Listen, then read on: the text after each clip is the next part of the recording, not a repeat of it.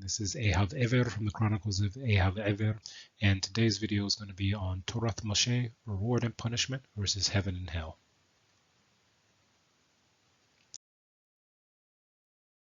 Now, this was a question that was brought up to me as a comment in one of my previous videos, where someone asked if I could give the Torath Mosheh position about heaven and hell. And to be quite honest, the simple answer is that in the Hebrew Tanakh, as well as in any Torah-based concept, there is no such thing as the westernized concept of heaven or hell. So what this means is that normally when people think of heaven and hell, and I'm only being nice about what people normally think about in the Western world, there's usually this idea of these two very divergent paths, one being heaven and the other one being hell. And generally speaking, there's a lot of visualization that goes along with it in the Western world of what these places mean. Almost like, for example, in one sense, the heaven aspect is this beautiful paradise where people like basically just sit around and lie there and just like, receive this reward that is just kind of like this peaceful place or whatever. And then the opposite of it is this place with burning and gnashing of teeth and demons and fiery pits and all that kind of stuff. Well, this is a situation where like this is not the way that it's looked at in terms of Torath Mosheh. There's no such concept of these two extremes in this kind of manner. If anything, there's more of what somebody would call metaphor that's used. So if a person wanted to use these as metaphors and simply as metaphors, that's like it's like saying that's a possibility for a metaphor, but not in terms of something that's like real tangible in that way.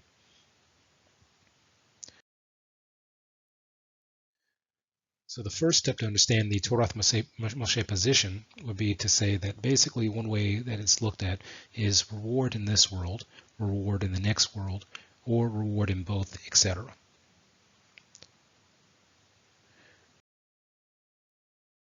So to place this in a realistic real-world application from the Western world, the first possibility is that a person has the ability to receive a reward in this world, but have nothing in the world to come.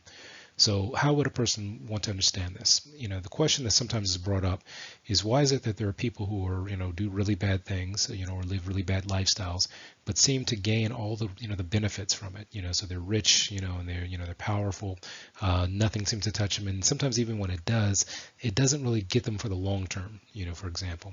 Well, the reality is that the way that one of the positions that's looked at in Torath Mosheh is that there are some people who've chosen if they're Jewish, for example, to not keep the mitzvot of the Torah, meaning that if a person, if a Jewish person were to decide, I'm not going to keep the Torah mitzvot, I'm not going to do anything that Hashem has commanded me to do, and if they go their entire lives up until exactly the point that they die, and they never make what's called shuvah, meaning that they never return even mentally to the Torah, it's essentially considered that, and this is a matter of thinking, that for every good thing that they've done, they have to have a reward for that. The creator of all things is not going to allow a person, even no matter how bad they may be, to never have any reward for any of the good they've ever done. So, for any of the good that they may have ever done, they receive a reward for that. So for this type of person, for example, you may have someone who is very rich in this world, but has nothing saved up for the world to come because their lifestyle isn't leading to that way. So, where they may be rich, the way that the Torath Mosheh position will look at it is that the world to come is, if you will, eternal. I mean, it's more than infinity, more than, human can imagine, because most humans at the most may live like until 100 years or maybe a little bit over 100 years. So that in comparison to, let's just even take the world as we know it. The world as we know it, most scientists would believe that the world is about 4 billion years old and the universe is about 14 billion years old. So 100 years and about 14 compared to 14 billion years is like nothing. I mean, it's like a speck of dust, even less. So imagine more than 14 billion years, and a life lived as a rich person for that long, for let's say like 70 years, 80 years, is nothing compared to an eternity where a person, has the benefits of the Creator. So that's one of the positions that essentially that there's a possibility that a person receives every reward possible in this world, but once they pass away, there's nothing there for them on the other side, if you will.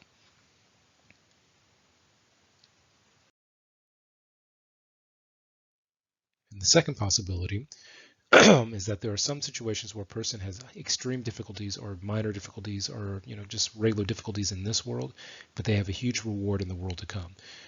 So one of the extremes to look at that is in a situation where, let's say, if we're dealing with someone who's Jewish, and again, these apply to both Jews and non-Jews. This isn't strictly something that's only a Jewish thing. That you may have situations like where, for example, there were Jews who suffered during the Holocaust, even died during the Holocaust, where the difficulties in this world basically translate into a huge reward in the world to come. And a person may say, well, but that's still kind of a cruel thing to undergo. And again, why the Holocaust happened is a different story, because there's a lot of complex issues that can come about out of that. But let's just take it as a reality that it happened, and that the creator of all things created the universe. And so it's not like the creator of the universe was out playing golf somewhere, but that there's reasons for things that happen, and the reasons can be very complex and sometimes even be beyond what humans know, because again, our view is very limited when it comes to the entire universe, and even in terms of the world we live in. So that the second possibility is just that there are people who receive difficulties in this world, but because of the mitzvot that they kept, and because of the fact that they were doing the will of Hashem, even through those difficulties, the reward in the world to come is huge. And it began because the world to come is eternal, meaning that it has no end to it. Essentially, a person says, okay, well, I went through, let's say, 20 years, 5 years, 10 years, even 100 years of difficulty, but on the other side there was an eternity of reward, because of the fact that I overcame those difficulties as the best I could. I faced them, even if I fell, even if I breathed my last breath with those difficulties right there with me. The fact that I never turned away from the Torah, or I came close to the Torah, came close to Hashem, even with those difficulties, the reward in the world to come is huge.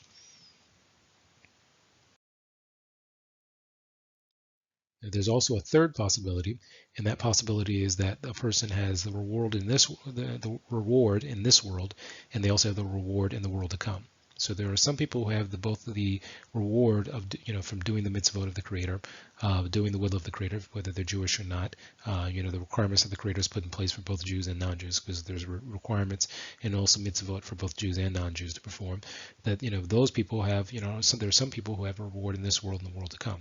Now all of this is dependent upon the person, and depends upon the choices that they make, as well as the will of the Creator. Essentially the idea being that the Creator has created all people to a certain point, but then we create ourselves for the rest. And none of us really see all the details it takes for a person to either receive one of these three.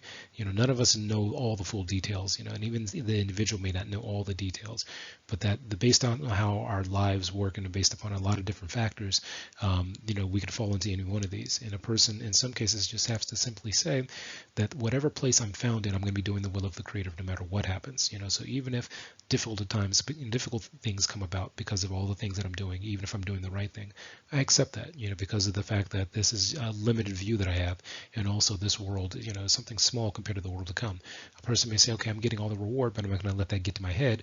I'm going to use the rewards that I have in this world to the best of my ability towards the will of the Creator, and not, fall into this idea that I somehow deserve them, or I'm better than everyone else because I have them, or that I can use people or abuse people because of them.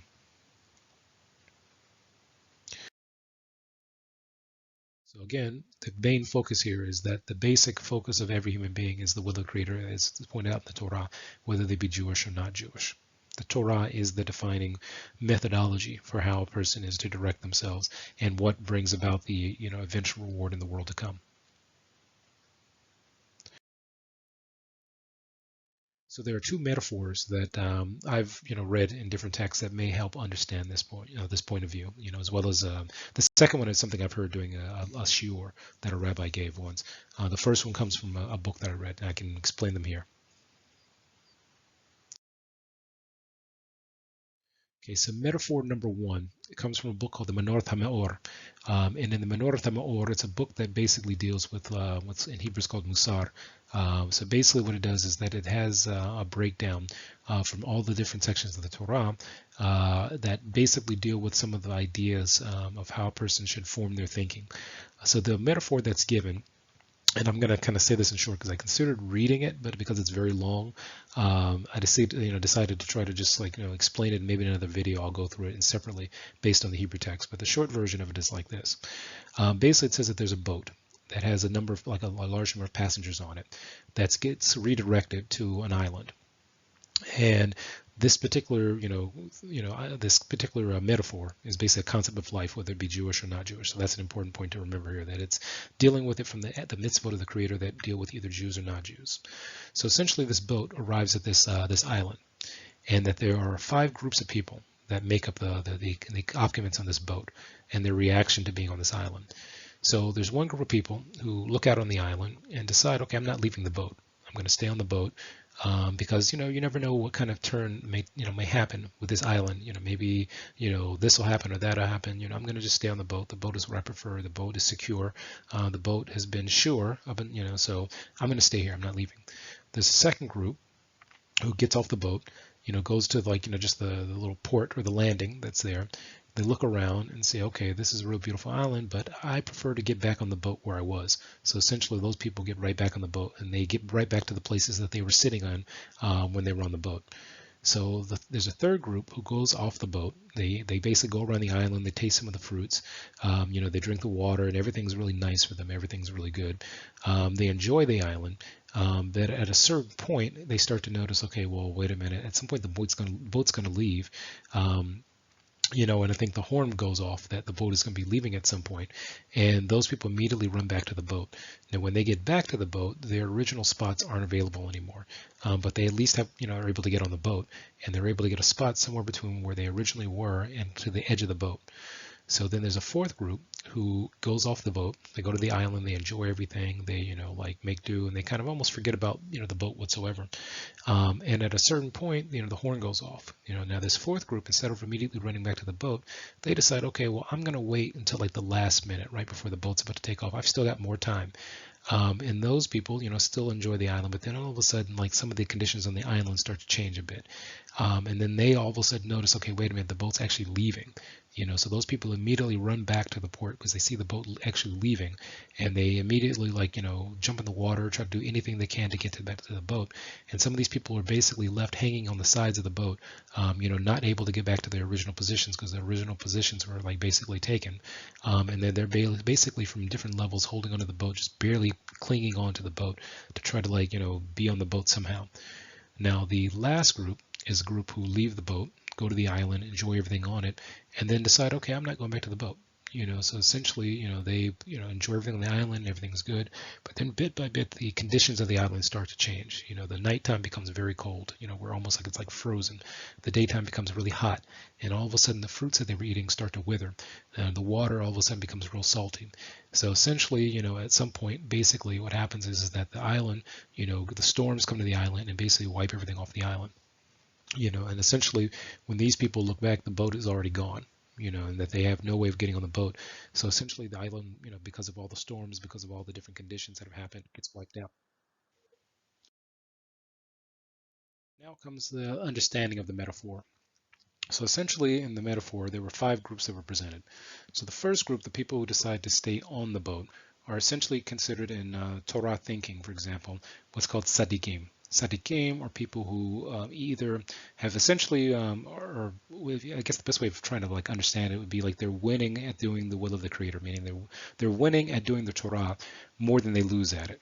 So it would almost be like saying that if the average, Jewish man, for example, has about 20 mitzvot to do every day, this person is someone who does those 20 mitzvot.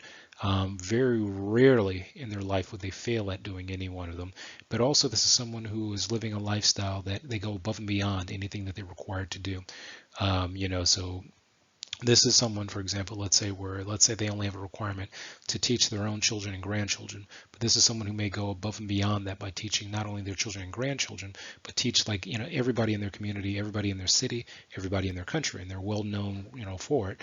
And that basically the decisions they make are always revolve around doing the will of the Creator.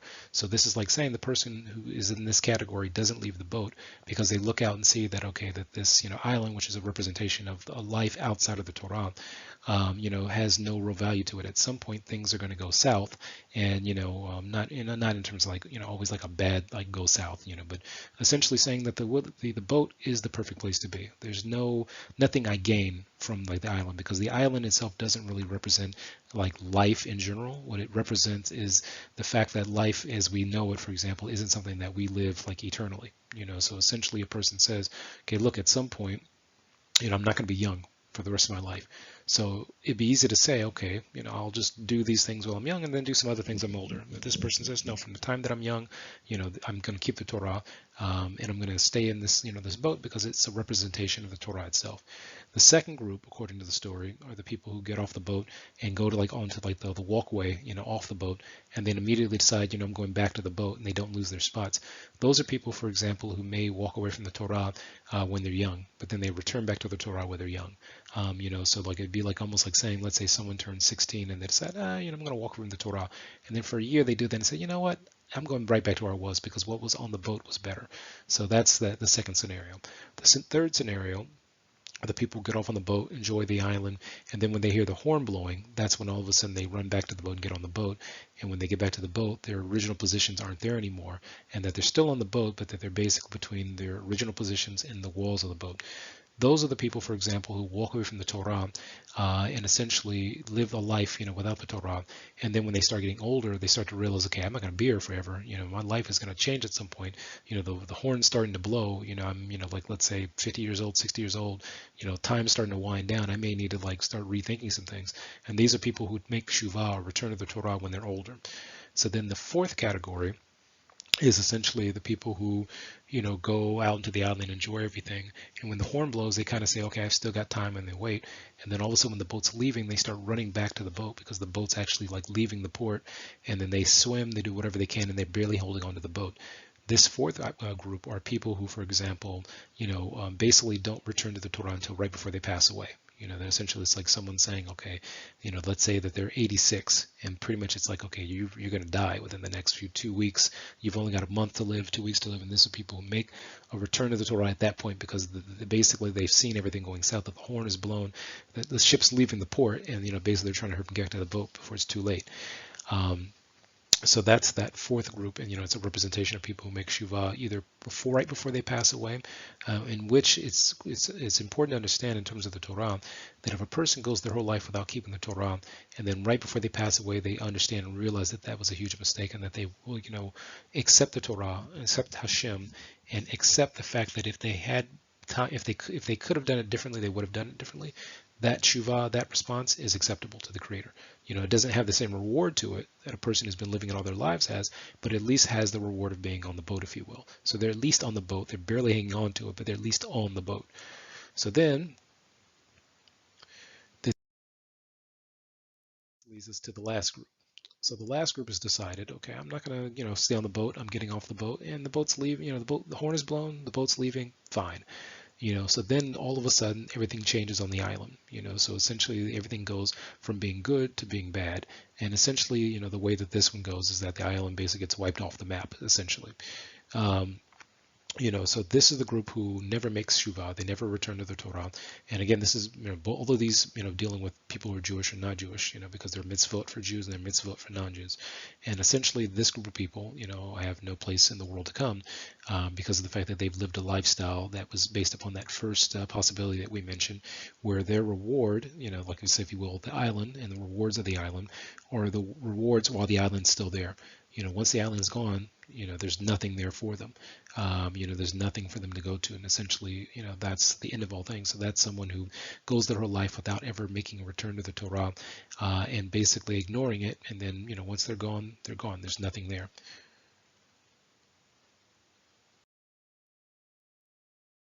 So then the second metaphor to this is about a kingdom, where there's a kingdom that has a huge wall and a gate. There's a road that passes by the gate, and there's travelers who pass by the gate. And all of a sudden, at a specific time of the year, the gate opens, and whatever traveler is walking by, gets grabbed. So a traveler is walking by, all of a sudden he gets grabbed into the gate. He's brought into this inner sanctum inside of this, castle in the middle of the, in the middle of this kingdom. His clothes that he was wearing before are taken off of him. He's got new clothes put on him, kingly clothes or queenly clothes, and all of a sudden he's put on a throne, or she's put on a throne, and immediately people yell out like, "Oh, you're the king! You're the king! All hail the king!" And the person's sitting there looking like, "What's going on here?" And then everybody's looking like anything the king wants or anything the queen wants, we give it to the king. We give it to the queen, whoever, whether it's male or female. For the moment, I'll stick to the king version of it. So essentially, the person's sitting there in shock, trying to figure out like what's happening, and they're scared to do anything because of the fact that they like sitting on this throne. They have no idea why these people grabbed them and put them on this throne. So all of a sudden, the person's like, I'm a little hungry. So like the king is hungry, and they bring all this food, they give them all this stuff, but the person's too scared to eat the food. All of a sudden, the person's thinking, I'm thirsty, and then they start bringing all kinds of drinks to the person, and they're too scared to drink the drink. So they barely eat just a little bit of something, and they barely drink a little bit of something because they're afraid that if they do something, that maybe that'll come back to them. So essentially, what happens is everywhere they go, there's these people playing instruments, singing songs in their name, and they're just really freaked out by this whole thing.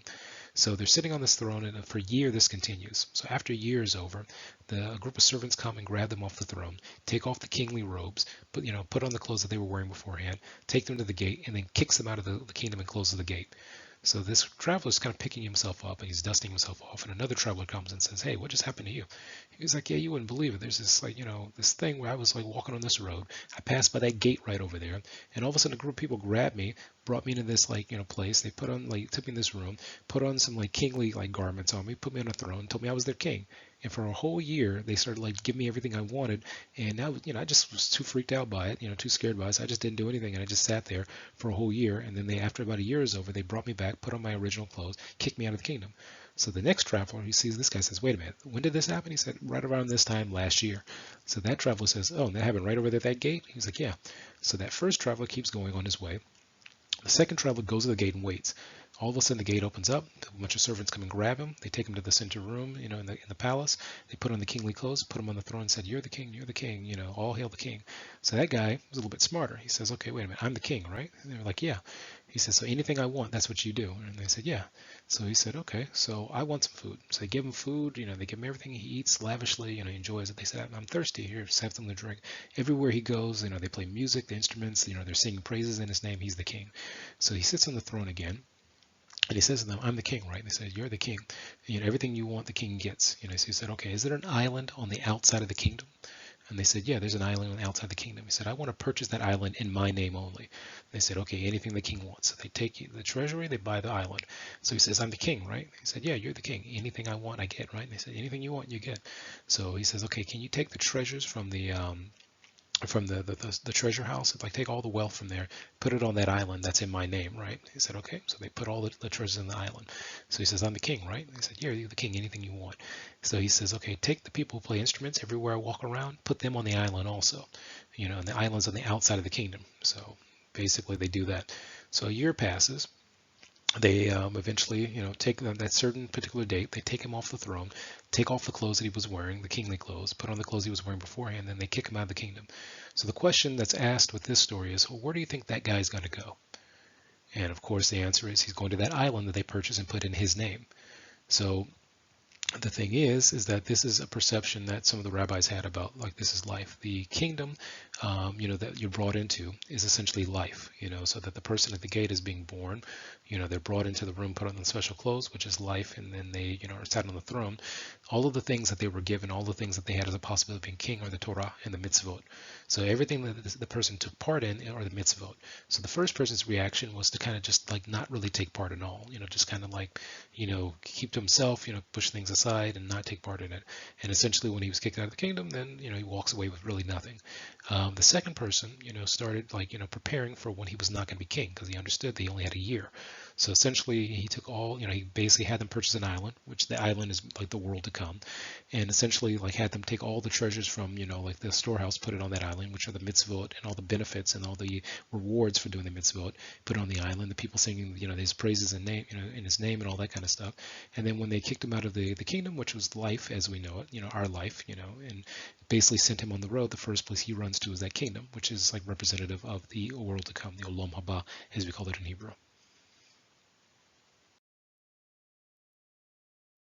And this is the representation I had of that. So essentially that person says, okay, that worked out. That was the best of all worlds. That even, with that 1 year where I knew I was going to be king, all of a sudden I knew that that's not going to last forever.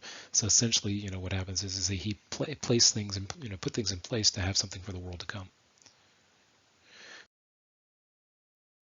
So essentially the conclusion is like this. In the Torah, there is no such thing as heaven and hell as Westerners understand it. It's just a concept that's foreign. What we do, say is that there's a lot of metaphor that we use to kind of understand the relationship between reward and punishment, meaning that, for example, that the creator of all things has attached to everything a reward and a punishment. So a person does a mitzvah to the creator, at the maximum capability that they have possible, and there's a reward for that. Sometimes the reward happens in this world, sometimes it happens in both this world and the world to come, and sometimes it's only in the world to come. A person has to decide, okay, what's more valuable? This one small speck of of reality versus the huge or bigger picture of all of it. And you look at the universe as we can witness it is huge, but it's believed that the universe is a lot bigger than that. So imagine, if you will, using metaphor again, that in our understanding, that's the only possible in 100 years is one thing. Imagine the moment that you're separated from your body and that you're no longer a physical person, and essentially you have the ability to understand things for eternity that are a lot bigger than humanity, and a person is able to receive the benefits from all the mitzvot they did, almost like, if you will, like taking in the rays of the creator of all things, in the world to come for eternity. And these are all metaphors that are used. We don't really get into specifics because of the fact that until you experience it, there's nothing really specific that needs to be known about it. And also there's also a concept that it's wrong to focus too much on the world to come so hard, because of the fact that you have this world to deal with, and that whatever reward the creator has given is what he gives. But there's an interesting concept that the Rambam brings down. He brings down the fact that a person should serve the creator of all things out of love, to the point of where they say almost internally, I don't really want a reward. I just want to serve the creator with all my heart and all my mind, because of the fact that I love doing that and I love the creator. And forget the reward. I'm not concerned about the reward, and that person has the highest reward because they're not doing it for the sake of reward. So then the question that person may ask is, okay, you've talked all this stuff, but where does that leave heaven and hell? Well, again, it's a conceptual change, that there is no concept of heaven and hell, because again, there is no eternal place of damnation. Essentially, there's no reason for the creator to create a place to eternally punish somebody for making the wrong choices. It's just that they either have a place in the world to come or they don't. And that people have different, if you will, levels of world to come, depending on what kind of lifestyle they were living. It depends on, what part of the ship, going back to that metaphor. It depends on what they stored up in the kingdom, and passed on to the world to come. It all depends. And that's between the creator of all things and each individual person. But that the creator of all things gave to the Jewish nation the Torah, which the responsibility of the Torah is there amongst Jews, and that the 7 mitzvot are for the non-Jewish nations. And that's how we understand the concept of the world to come, which is after a person passes away, and the world as we have it right now, the Olam Hazeh, the world that we live in right now. Those are the two concepts: the world as we have it now, the Olam Hazeh, and the Olam Haba, the world to come. And that's the concept. There's some people who get the reward only here and have nothing in the world to come, and there's some people who have, difficulties here but are rewarded in the world to come, and there's some people who have reward in both worlds. But it all varies depending on the person. It depends on what they're willing to do because of their love for the Creator. So again, this is Ehav Ever from the Chronicles of Ehav Ever, and thank you for watching this video, and I hope everyone's doing well.